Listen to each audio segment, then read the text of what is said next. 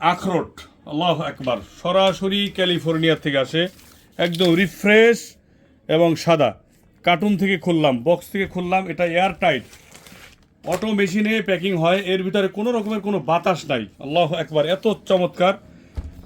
পৃথিবীর ভিতরে সবচেয়ে শ্রেষ্ঠ বাদাম হলো আখরোট, যেটা দেখতে ঠিক ব্রেনের মতন। দেখেন এই যে ব্রেন, একদম মগজের মতন। মানুষের যে মগজ, আল্লাহ তাআলা সেই সিস্টেম করে এটা তৈরি করে দিয়েছে যাতে করে মানুষ বুঝতে পারে এটা ব্রেনের জন্য অত্যন্ত জরুরি। তো বাইরের থেকে কোথাও থেকে যদি আখরোট কিনেন, দেখবেন ফাঙ্কাস পড়া, ছ্যাদলা পড়া, ফেস ফেসে তেলের, সয়াবিন তেলের বোতল খালি হয়ে গেলে যেমন একটা আইসটা গন্ধ বের হয়, ঠিক ওই স্টাইলের বিশ্রী গন্ধ পাবেন। তো ব্রেনের জন্য এবং শরীরের হরমোনের জন্য আখরোটের জুড়ি অপরিসীম। এই জন্য পৃথিবীর ভিতরে শ্রেষ্ঠ বাদাম বলা হয় আখরোটকে, যাকে বলা হয় ওয়ালনাট। এই যে খুললাম, সুবহানাল্লাহ, আল্লাহু আকবার।